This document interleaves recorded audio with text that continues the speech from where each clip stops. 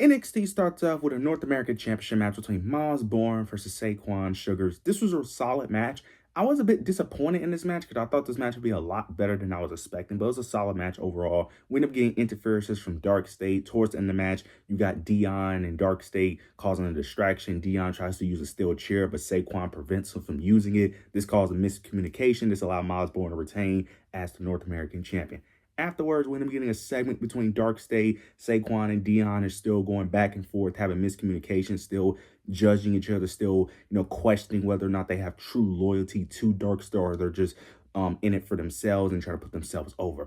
Then you end up getting James and Osiris ended up interrupting them, bickering at each other, and ended up saying, "Look, we tried it you guys' way. Now we're gonna go after the tag team titles and try to get those tag team titles back in Dark State." So they're continuing the story of the dissension of Dark State, which I am enjoying. I like Dark State going to separate ways because even though I was a bigger fan of the faction than most people, I do think it is best for them to go their separate ways, especially with the men's NXT division needing some talent in the main event, potentially mid-card scene. They're adding more talent, putting Dion and Saquon in separate, either in the mid-card or in the main event scene would definitely help the NXT men's division tremendously. So I like what they're doing here. Plus, Cutler and Osiris could easily continue to be a tag team depending on where they want to go with them. So overall, I'm enjoying this Dark. This is the most entertaining Dark State has been since they first arrived. So I'm really enjoying what they're doing with them. After the match, though, we end up getting some new NXT call-ups from LFG and Evolve. You end up getting Tristan Angels, I think. He gets on the microphone, cuts a little short promo, basically calling his shot for the North American Championship. Then we end up getting Cam Hendricks from LFG, if I'm not mistaken. Or it's a bunch of LFG and Evolve guys. I don't watch neither, so I don't know which one they're from, but there's a bunch of new guys on the NXT men's division from LFG and Evolve. Then Cam Hendricks comes out, attacks Miles Bourne, so they're clearly setting up the Miles Bourne for some new challengers from Evolve and LFG, which I do like. These new guys, it's going to take some time to get accustomed to them. They're going to be very green, probably very rough to watch inside the ring, but it's NXT, it's developmental, so we just got to give these guys some grace. They will improve with time. We've seen this with plenty of wrestlers. Lola Vice is one of them. Like, people are not going to be just great off the rip. It takes time for them to develop. Like, Tatum Paxley wasn't always who she is now. Trick Williams wasn't always who he is now. Braun Breaker. Like, these guys take time to develop, and then eventually they become that star in the making. So give these guys a chance, give these guys some time, and we'll see eventually how this all unfolds. Afterwards, we end up getting Tony D'Angelo. He ends up cutting a very short promo before he got interrupted. We end up getting a new debuting Evil. I think that is his name. That's what I'm assuming that's his name was. That's what they called him on NXT. His name is Evil, I guess. Like, okay. Apparently, he was the former IWGP champion, so from New Japan. So we'll see how this plays out. I will say this, I do like his presentation. His presentation gives me Julia vibes, which can go really well or really bad because people like Julia, I'm not the biggest fan of, but if he can be a decent storyteller, I'm fine. In ring, I'm assuming he will be good, but we'll see how this plays out. I'm not going to really knock it because NXT for the men's division needs talent anyway, so I'm not going to really knock it either way. We end up getting Tavion Heights soon attacking Tony D'Angelo, which I do like. It looks like they're going the Dion Lennox route with Tavion Heights, where him wanting to finally get his opportunity. You end up getting a segment between him and Miles Bourne, where Miles Bourne is questioning why did he attack Tony D, but then Tavion takes it the wrong way, so Tavion ends up calling his shot for the North American Championship as well. So I like what they're going with this. They're taking the Dion Lennox route with Tavion, where they was both very one-dimensional, bland baby faces, constantly getting pushed over. Now they're being more assertive and finally taking their opportunities. So I do like what they're doing with Tavion because I've been huge on Tavion for the longest time. So I'm not gonna say I'm gonna get my hopes up because I don't know if they're actually gonna pull the trigger on him actually winning a title. But this is some direction they're at least giving Tavion. Then we also getting someone else too. Some big white guy just randomly got on the top rope, did a moonsault to Tony D'Angelo. He's from LFG, I think, as well. Like, we're getting a lot of LFG and Evolve guys. This can really be really exciting or really bad, depending on how green and how bad or how early they are in their, like, development. But this could be really good for the NXT men's division. They need talent. They needed some call-ups, so I'm not mad at it. It's just more so if these guys can really deliver in ring and deliver in the storytelling environment. I know it's gonna be some rough weeks here and there, but long as they're not complete dog shit, I'm okay with it. All I'm asking for them to do is just be okay. okay storytellers. In ring, I don't think it will be as bad because for the most part, NXT has some great in ring talent. It's just the storytelling aspect. I'm just asking them to be okay. That's all I'm asking for. We ended up getting Birthright. Birthright was supposed to have a match between EK Prosper and I forgot his tag team partner, but his tag team partner, they end up attacking his tag team partner in the backstage segment. EK Prosper comes out, tries to attack all the Birthright, but of course they jump him. Sean Legacy then comes in for the save, helps him out. Then we end up getting the tag match with Sean Legacy replacing EK Prosper's tag partner. So it ended up being EK Prosper, Sean Legacy versus Uriah Connors and oh my god, Channing Stacks. The match was absolute banger. This was an absolute banger of a match.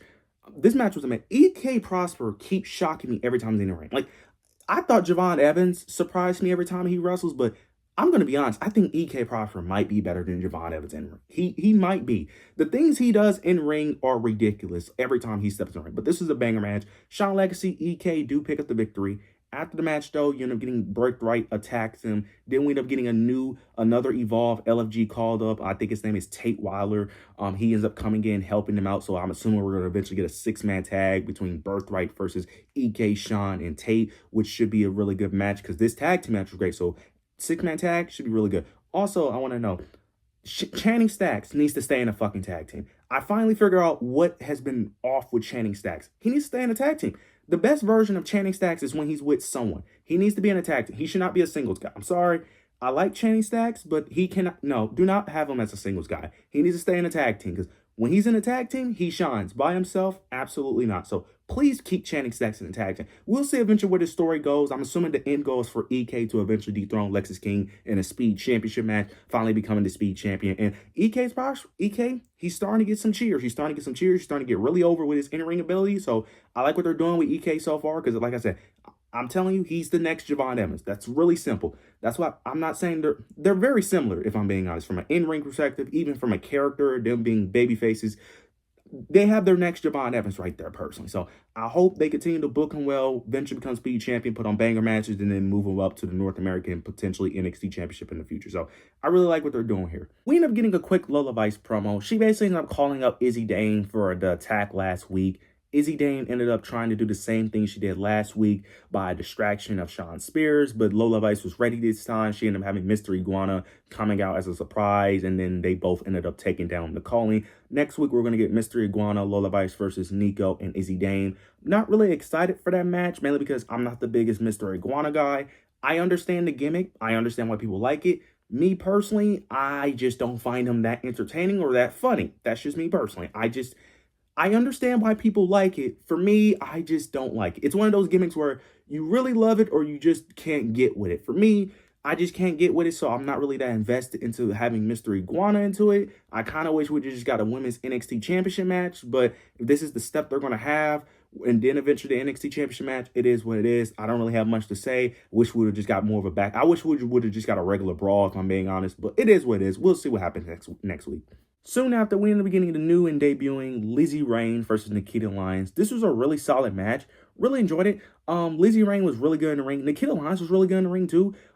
Nikita Lyons was really good in this match. We really need to stop disrespecting her. I understand why some people disrespect her, but some of it is very forced. This idea that Nikita Lyons was always this terrible, bad wrestler is just ridiculous. Like, she was never dog shit. She was never amazing, but she was never complete trash. She always just been okay. But in this match, she was really solid. And then the things about people liking her only because she's attractive, which I think I understand that criticism, but I feel like that criticism could be applied to any female wrestler that ever got over in history. Like, that literally applies to damn near any women's wrestler that ever gets over, like, literally. But this was a really good match. Both women did their thing. Lizzy Rain looked very impressive. Now, her gimmick, I don't know if I'm going to be able to rock with that gimmick, but in-ring wise, I'm very impressed. So we'll see what they do moving forward with her, but character-wise, I got to see more. I don't know if I'm going to really like this rock metal gimmick that she's doing. We'll see how this plays out, but so that gimmick, I don't know if I'm going to be able to overcome that, but we'll see eventually this played out, but I am very impressed so far. The last thing I do want to mention is Ren Sinclair and Kehlani Jordan. They end up having them backstage segment, them two have a confrontation, which will eventually lead to a match. Kehlani Jordan did pick up the victory due to a leg injury. I don't know how to really feel about Kehlani Jordan winning this match. I do think she was the right winner because I don't think Ren Sinclair, as much as I like her, she hasn't been built up as a credible opponent. I get that she's the speed champion, but they haven't really done much in NXT television for me to really believe that she's credible like they've done with Kehlani. The other problem also I'm having is this is just giving me as much as I like Shawn Michaels, he's giving me a bit of Triple H vibe with the repetitiveness because it seems like every feud he's doing with Kehlani is just a 2-match program where he injures them for the first match, loses the second match. He did this with Lola Vice. He's now doing it with Ren Sinclair. It's becoming a bit of a repetitive format. I'm hoping this is not another 2-match feud where they have 2 matches where it's 1-1 50-50 booking and then no one really comes out on top. We need a definitive winner here. I'm assuming it's going to be Ren Sinclair because I'm assuming they're going to keep her as speed champion to play that dynamic, but we'll see eventually how this unfolds. So I am interested, but I am a bit concerned that the route they're going is just going to be that's going to lead to nowhere. But I am going to keep an open mind to this because, again, I don't hate it, but I am a bit concerned with the story. Overall show, I thought was good. I'm somewhat excited for the NXT call-ups, for the new NXT call-ups to see what they do. I understand it's going to be some rough spots where they may be very green. They're not going to look as, as polished, which I am expecting due to them, still being new, inexperienced. Plus, I don't know if they was from the indie scene and then got to LFG or to Evolve. So we'll see eventually how it unfolds, but we just got to give them a chance. But overall show, I thought was solid. You guys let me know your overall thoughts and opinions down below. Make sure you like, comment, subscribe. Make sure you hit the notification bell so you don't miss any of my content. But yeah, that's it.